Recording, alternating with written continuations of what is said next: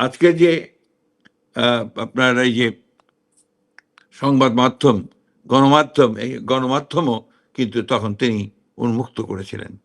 শুধু তাই নয়, মাত্র ৪ বছরের শাসনের মধ্যে তিনি বাংলাদেশে একটা নতুন দর্শন দিয়েছিলেন জাতিকে। সেই দর্শনটি ছিল বাংলাদেশী জাতীয়তাবাদ, এবং তারই ভিত্তিতে বাংলাদেশ তার নতুন স্বতন্ত্র, নতুন পরিচিতি লাভ করে এবং তা বিশ্বের দরবারে একটা সত্যিকার থেকে মর্যাদাময় জাতি হিসেবে পরিচিত লাভ করে। যে বাংলাদেশে ৭৪ সালে দুর্ভিক্ষ হয়েছিল শেখ মুজিবের শাসনামলে, এবং প্রায় লক্ষাধিক মানুষ আপনার শহীদ হয়েছিল না খেতে পেয়ে, সেই বাংলাদেশকে তিনি ১ বছর পরেই তিনি খাদ্যের স্বয়ংসম্পূর্ণ করেছিলেন। শিল্পে কলকারখানাতে উৎপাদন শুরু হয়েছিল নতুন করে, মানুষের মধ্যে একটা নবজাগরণ সৃষ্টি হয়েছিল, উদ্দীপনার সৃষ্টি হয়েছিল।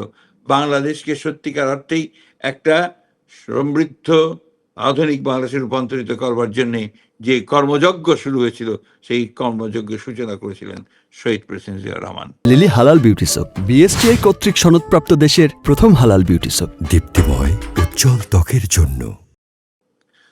দুর্ভাগ্য আমাদের এই জাতির যে আমরা এই ক্ষণজন্মা মহাপুরুষকে আমরা বেশি দিন ধরে রাখতে পারিনি।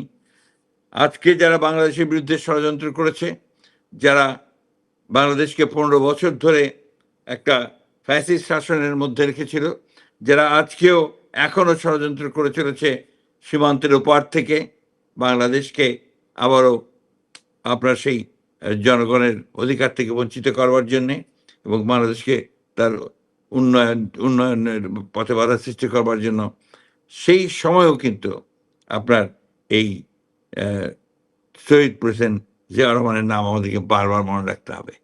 আজকের দিক সময়টাই হচ্ছে সবচেয়ে মূল্যবান সময় বলে আমি মনে করি, তাৎপর্যময় মনে করি। এই জন্যে যে এখন নতুন করে যেটা আমরা হাজার হাজার ছাত্র জনতার রক্তের বিনিময়ে যে নতুন একটা সম্ভাবনার সৃষ্টি হয়েছে, যে গণতন্ত্রকে প্রতিষ্ঠিত করবার এবং সত্যিকার ফ্যাসিবাদ মুক্ত একটি আধুনিক বাংলাদেশকে প্রতিষ্ঠা করবার, সেখানেও আমরা দেখছি যে একটা কালো ছায়া এসে দাঁড়াচ্ছে।